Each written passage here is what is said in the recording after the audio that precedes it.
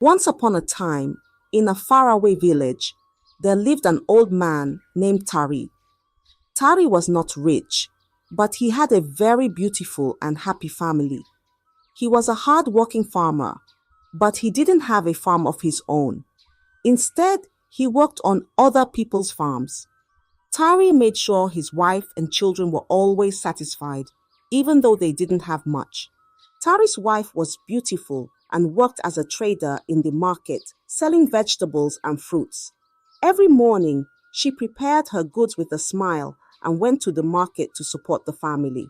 Tari and his wife had three children, two sons and a pretty daughter. They were all happy and loved each other deeply. Though they didn't have much money, their home was filled with love and joy. In the evenings, after a long day's work, Tari would come home tired but content. His wife welcomed him with a warm meal, and the children ran to hug him. They would sit together, laugh, and share stories.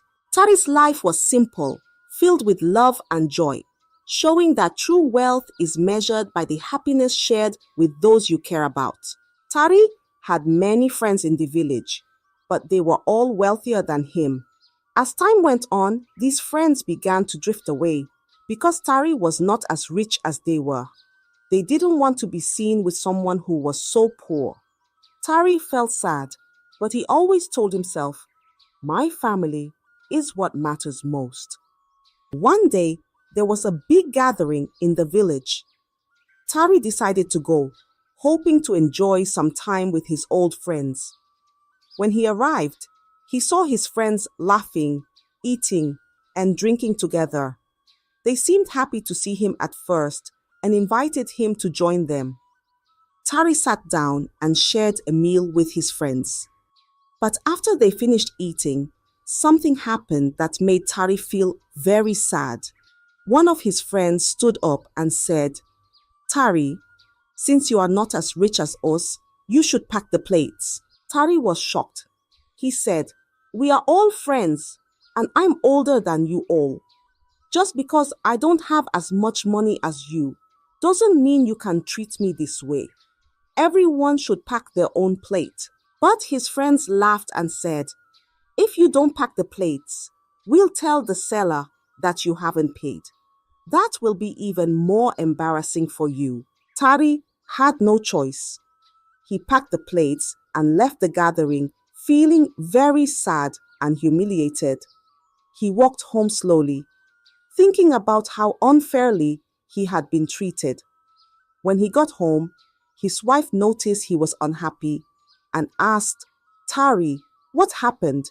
Tari sighed and replied, "My friends treated me badly today because I am not as rich as they are. But it doesn't matter. I will always do my best for you and our children." Tari continued to work hard every day, despite the way his friends treated him. He knew that his family needed him, and he was determined to make sure they were always happy and taken care of. Even though he was sad, his love for his family kept him strong. Tari was known in the village for his hard work. He worked on many different farms, but he never had a farm of his own. He would spend long hours in the hot sun, planting and harvesting crops. Sometimes, the people he worked for would not pay him right away. They would say, "Come back tomorrow, Tari." But when he returned, they would still not pay him. Tari's friends, who were wealthier, often took advantage of him. They would ask him to do menial and degrading tasks, like washing their clothes or cleaning their houses. One day, Tari asked a friend for some money to buy food for his family. His friend laughed and said, "If you want money, you must clean my house and wash my clothes." Tari felt humiliated, but agreed because he needed the money to feed his family. He spent the whole day cleaning and washing, and by the time he was done, he was exhausted. His friend gave him a small amount of money, much less than what he had earned, but Tari took it without complaining. Another time, Tari worked on a friend's farm from sunrise to sunset. He worked tirelessly, but when it was time to get paid, his friend said, "I don't have the money right now. Come back next week." Tari felt frustrated, but he had no choice. He needed the work to support his family. Despite all the unfair treatment and hard work, Tari never gave up. He would wake up early every day and go to work, no matter how tired he was. He knew his family depended on him, and he wanted to make sure they had enough to eat and a roof over their heads. The time for harvest arrived, and Tari knew it was a chance to earn some money. He decided to approach Chief Azuka, the richest man in the village who had the biggest farm. Tari hoped that working for Chief Azuka would help him provide better for his family. Early one morning, Tari went to Chief Azuka's house and greeted him respectfully. "Good morning, Chief Azuka. I would like to help with the harvest on your farm. I have my 2 sons who can help too," Tari said. Chief Azuka looked at Tari and said, "Very well, Tari. My farm is large and I need all the help I can get. You can start tomorrow." The next day, Tari and his 2 sons woke up before the sun rose. They made their way to Chief Azuka's farm and began working tirelessly. They worked under the hot sun, picking crops and placing them in large sacks. They worked through heavy rain, determined to finish the harvest on time. Tari's sons were strong and hardworking, just like their father. Together, they made a great team. Day after day, they labored on Chief Azuka's farm, their hands rough and their backs aching. But they never complained because they knew their hard work would bring food and happiness to their family. Finally, after many days of hard work, the harvest was complete. The crops were neatly packed in sacks and stored in the barn. Tari felt a sense of accomplishment and relief. He wiped the sweat from his brow and said to his sons, "We did it. Now let's go and get our payment from Chief Azuka." Tari went to Chief Azuka and said, "Chief, we have finished the harvest. Can we please have our payment?" Chief Azuka nodded and handed Tari some money. "Here is 1/3 of what I owe you. Come back tomorrow for the rest," Chief Azuka said. Tari was surprised. Chief Azuka had never asked him to return for the rest of the payment before, but he took the money and thanked the chief. When Tari returned home, he gave some money to his wife and said, "Cook a delicious meal for the children tonight. They deserve it." That night, Tari's wife noticed he was not sleeping. She turned to him and asked, "Tari, why are you so moody? Did something happen at Chief Azuka's farm?" Tari sighed and replied, "Chief Azuka did not pay me fully. He told me to come back tomorrow for the rest. I am worried because he has never done this before." His wife hugged him and said, "Don't worry, Tari. You have worked hard and everything will be fine. Let's enjoy our meal with the children tonight." Tari nodded and tried to put his worries aside. He knew he had to go back to Chief Azuka the next day to get the rest of his payment. Despite his concerns, he remained hopeful and continued to focus on his family, who were his greatest source of strength and happiness. The following day, Tari returned to Chief Azuka's house to collect the remaining payment for his hard work. As he approached the chief's grand house, Tari felt a mix of hope and worry.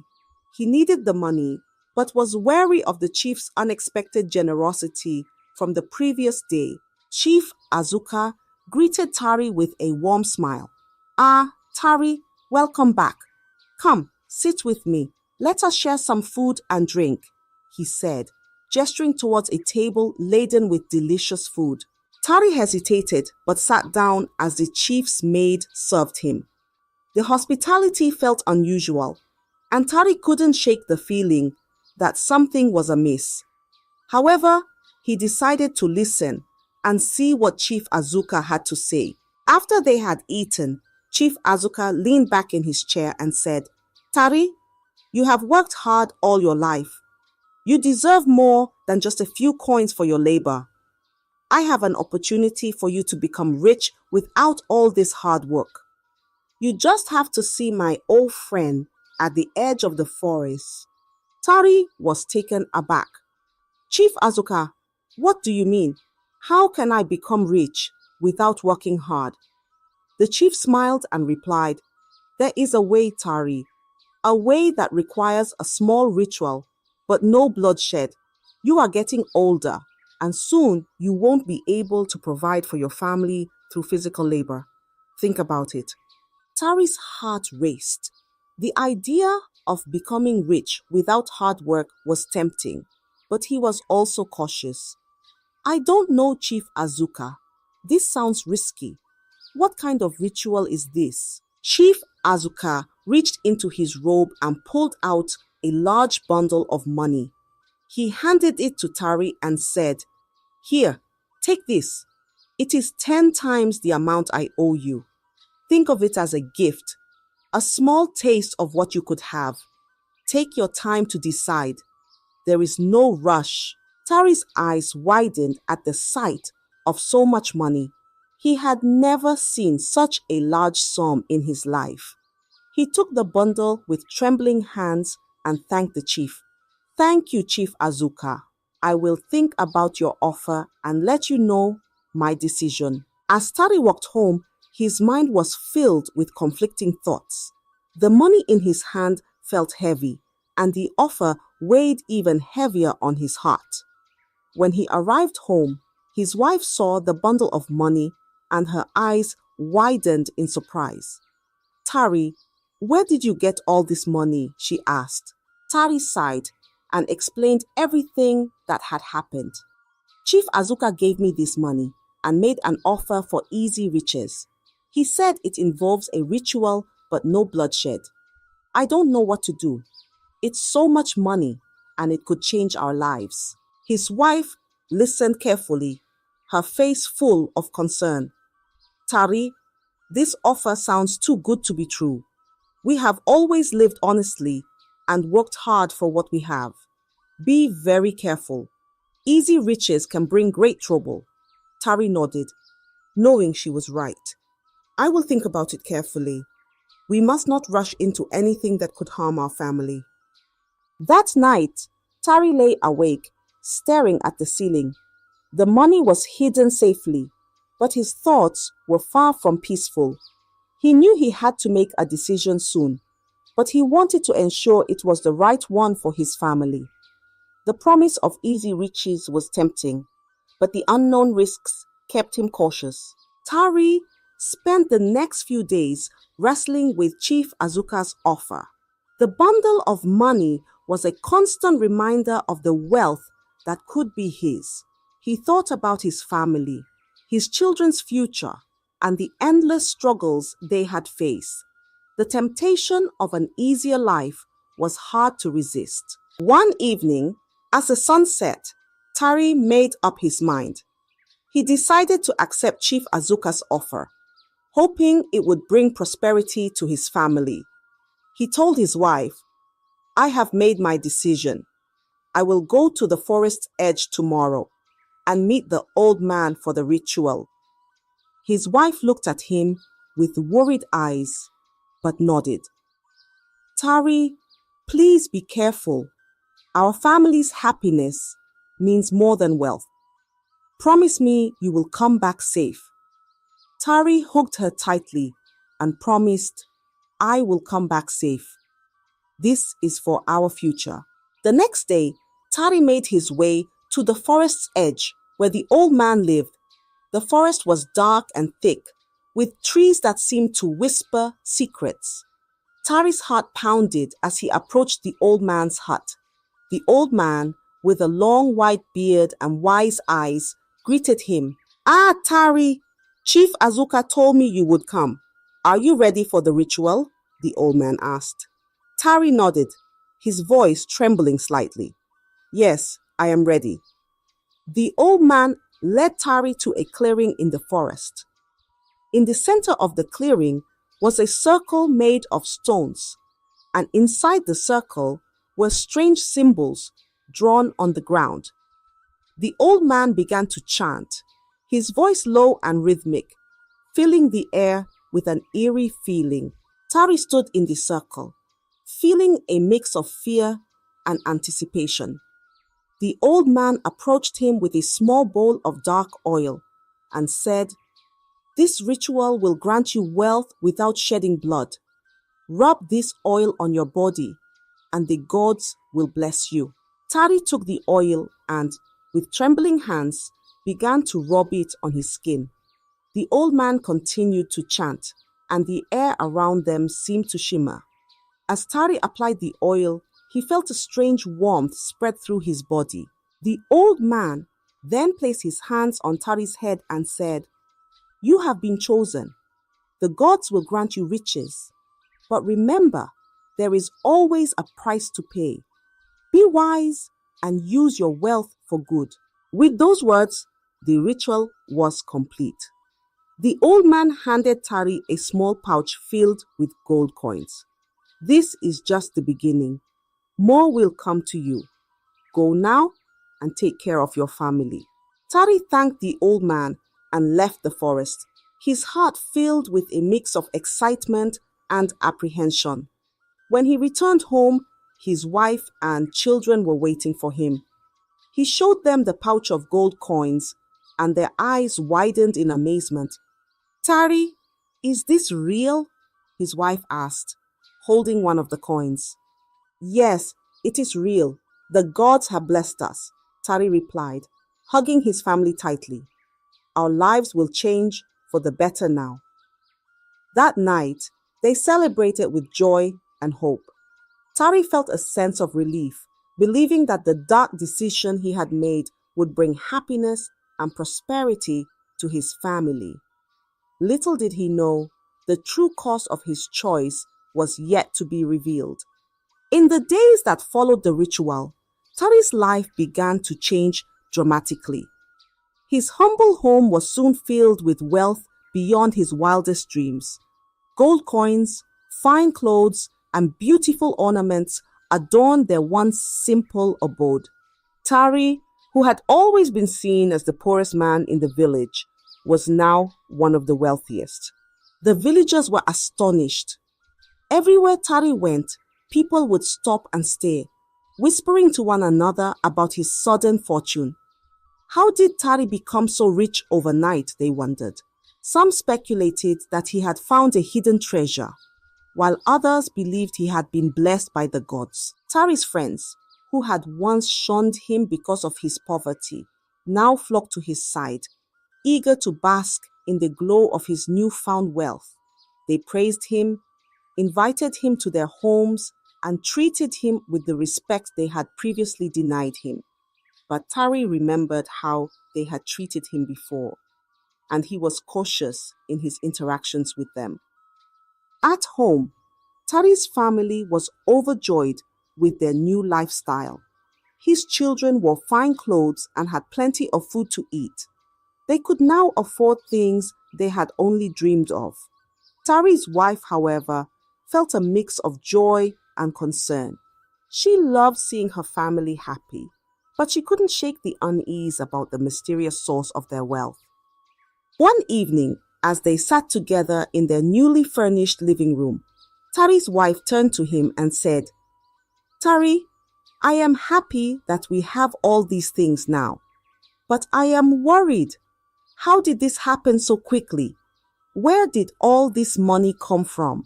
Tari took her hand and looked into her eyes. "The gods have blessed us, my love. They have seen our struggles and decided to reward us. I made a promise to them, and they have fulfilled it. You don't need to worry." His wife sighed, still feeling a shadow of doubt. "I trust you, Tari, but please, be careful. Sometimes great wealth can bring great trouble." Tari nodded, understanding her concern. "I promise I will always look out for our family. We have worked hard, and now it is our time to enjoy the blessings." As days turned into weeks, Tari's wealth continued to grow. He invested in land, bought more livestock, and even started his own farm. The villagers' curiosity only grew, but Tari kept the secret of his wealth close to his heart, sharing it with no one. Despite the luxurious life they now led, Tari's wife kept a close watch on her husband. She noticed how he seemed more distant and preoccupied at times, as if a burden weighed heavily on his shoulders. She knew Tari loved their family dearly, but she couldn't help but wonder if the price of their newfound wealth was higher than they realized. For now, the family enjoyed their prosperity, and the village buzzed with stories of Tari's transformation. Little did they know, the true test of Tari's choices and the price of his wealth was still to come. As Tari's wealth grew, his old friends, who had once abandoned him due to his poverty, began to return. They were eager to be close to him again, drawn by his newfound riches. Every day, they would visit Tari's house, showering him with praise and asking how he had become so wealthy so quickly. One afternoon, as Tari sat in his grand living room, a group of his old friends came to see him. They brought gifts and spoke with exaggerated enthusiasm about how happy they were to see him doing well. "Tari, old friend," one of them said, "we are so proud of you. You have achieved so much in such a short time. Please tell us your secret. How did you become so rich?" Tari smiled politely but felt uneasy. He knew that revealing the true source of his wealth would bring trouble. "I have been blessed by the gods," he replied. "They saw my hard work and decided to reward me." His friends exchanged glances, not entirely convinced. One of them leaned closer and said, "Come now, Tari. We are your friends. You can trust us. There must be more to it than just divine blessings." Tari maintained his calm demeanor. "It is the truth. The gods have been kind to me. I cannot explain it any other way." His friends were persistent. They visited him regularly, each time trying different ways to coax the secret out of him. They would flatter him, bring him lavish gifts, and even offer to share their own wealth in exchange for his knowledge. "Tari, think of how much more we could achieve together," another friend suggested. "If you share your secret, we can all be wealthy and powerful." But Tari remained firm. He knew that the secret of his wealth was not something he could share lightly. It was tied to a dark ritual, and he didn't want to drag anyone else into the dangerous pact he had made. "I appreciate your offers, my friends, but I must decline. I cannot share what is not mine to give," Tari said.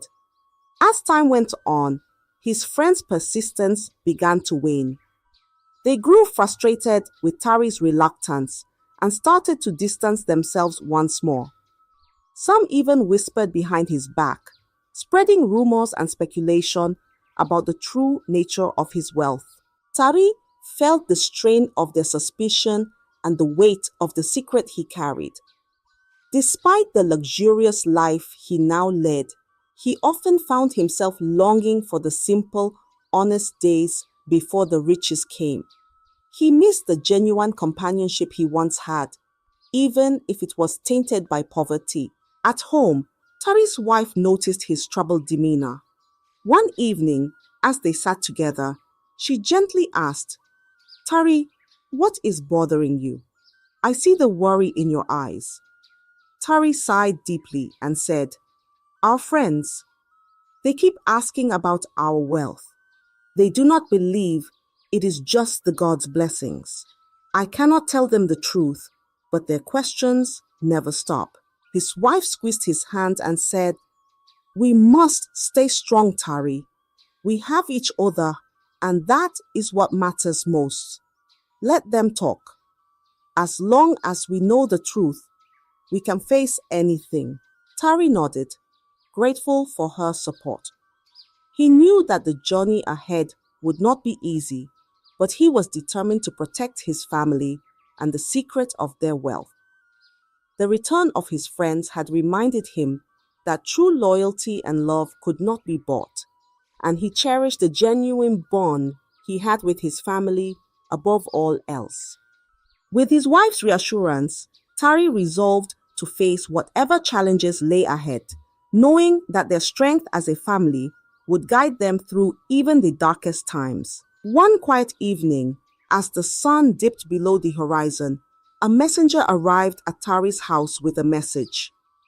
The old man from the forest had summoned Tari. The message was brief and ominous, causing a shiver to run down Tari's spine. He knew that the old man's summons could only mean one thing: a demand. The next morning, Tari made his way to the edge of the forest where the old man lived. His heart pounded with each step, dread gnawing at his insides. When he reached the old man's hut, he found the old man waiting for him, his expression grave. "Tari," the old man said, his voice as ancient as the trees around them. "The time has come for you to fulfill your part of the bargain.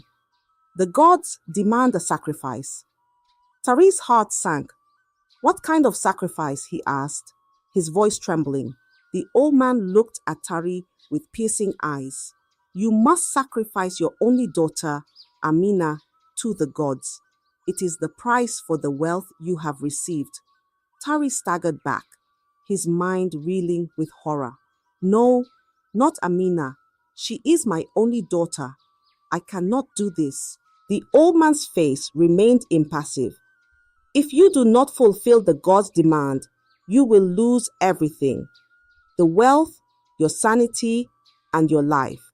The gods will take back their blessings, and you will be left with nothing." Tari felt as though the ground had shifted beneath him. The thought of losing Amina was unbearable. She was the light of his life, kind and gentle, loved by everyone in the village. He could not fathom the idea of sacrificing her. "Please, there must be another way," Tari pleaded, his voice breaking. "I cannot harm my daughter." The old man shook his head. "There is no other way. You have 7 days to make your decision.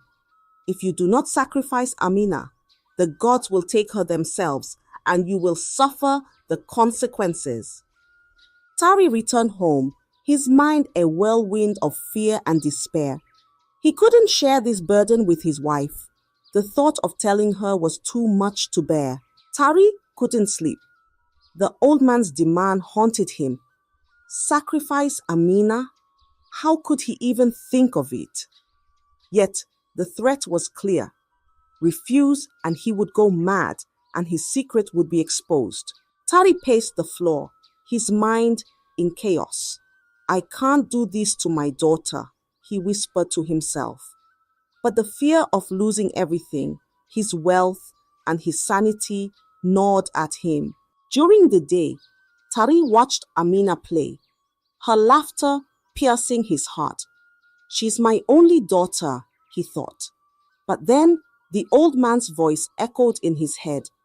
"You have 7 days, or the gods will take her themselves." Tari tried to rationalize. "I still have 2 sons," he thought. "They can carry on the family name." He knew it was a terrible thought, but the fear of losing everything pushed him closer to making the unthinkable decision. His wife noticed his turmoil. "Tari, what is wrong?" she asked, but he couldn't tell her. He just shook his head, muttering, "Everything will be fine." The days passed, each one heavier than the last. On the 5th day, with his heart breaking, Tari finally decided to follow through with the ritual. The fear and the old man's threat left him feeling like he had no choice. He hoped somehow this terrible act would protect the rest of his family. But the decision tore at his soul, and he knew he would never be the same again. On the 5th night, Tari's heart was heavy with dread. He prepared the drink and the black oil as instructed by the old man. His hands shook as he mixed the concoction, knowing the terrible purpose it served. Tari found Amina playing in their yard. "Amina, come here," he called softly. She ran to him with a smile, trusting her father completely. "Drink this, my dear, and use this oil. It's very important." Amina hesitated, but took the drink. "Okay, father," she said, trusting his words. She drank the potion and took the oil. As the potion took effect and Amina fell unconscious, Tari's heart broke. He carried her to the forest, each step feeling like a weight on his soul. Tari reached the clearing where the ritual was to take place. He laid Amina gently on the ground, her face peaceful and unaware of the horror about to unfold. He took a deep breath, his hands shaking as he prepared to complete the ritual by pounding her in the mortar that the old man had prepared. "I'm so sorry, Amina," he whispered, tears streaming down his face. He knelt beside her, the weight of his decision crushing him. Just as he was about to proceed, a piercing scream shattered the silence. "Tari, no!" It was his wife, her voice filled with desperation. She had followed him, suspecting something was terribly wrong. The villagers, awakened by her scream, rushed to the forest, their torches lighting up the darkness. They found Tari, kneeling over Amina, and quickly restrained him. His wife ran to Amina, tears streaming down her face as she cradled their daughter. "What have you done, Tari?" she cried, her voice trembling with shock and grief. The villagers took Amina to the herbalist, hoping to undo whatever had been done to her. Tari was left behind, his heart shattered by the enormity of his actions and the realization of what he had almost done. That night, Tari was tied up and kept in his compound. The villagers guarded him, their faces filled with a mixture of anger and pity.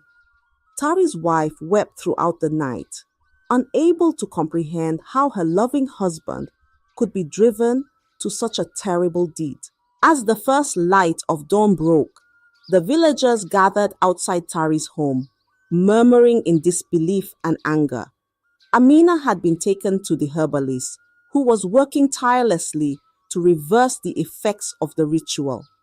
Tari's wife sat beside their daughter, her tears falling silently, her heart breaking for what her husband had almost done. The villagers' anger grew as they learned more about Tari's actions. They couldn't understand how a man they had known all their lives could be driven to such a horrific deed. Their trust in him was shattered, replaced by a mix of outrage and sorrow. "Tari must face justice," one of the elders declared. "We must take him to the king." Bound and surrounded by the villagers, Tari was led to the king's palace. His head hung low, the weight of his guilt pressing heavily on his shoulders. The villagers whispered among themselves, their eyes filled with a mix of anger and pity for the man they once respected. In the grand hall of the palace, the king sat on his throne, his face stern and filled with disappointment. The villagers presented Tari before him, explaining the terrible events of the night. "Tari, is this true?" the king asked, his voice echoing in the hall.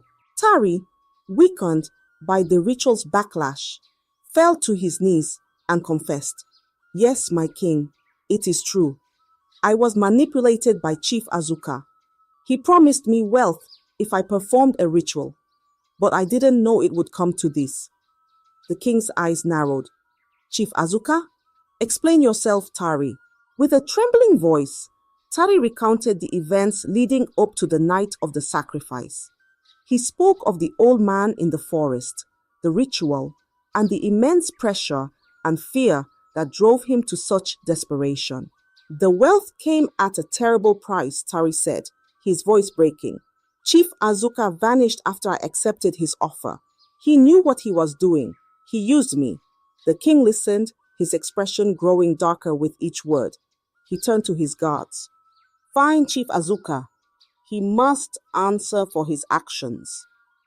But when the guards searched for Chief Azuka, They found that he had already fled the village, leaving behind only the chaos and destruction he had orchestrated. Tari, you have committed a grave sin, the king said. But since you luckily did not take the life of your own daughter, thanks to your wife, I see the manipulation and fear that drove you. Your punishment will be severe, but your life will be spared. You will spend the rest of your days in prison, where your wife and children could come and see you often. But you'll work to atone for your actions. Tari bowed his head, accepting his fate. Thank you, my king, he whispered, tears streaming down his face. The villagers dispersed, their hearts heavy with the weight of what had transpired. Tari's wife returned to the herbalist's hut, where Amina was slowly recovering.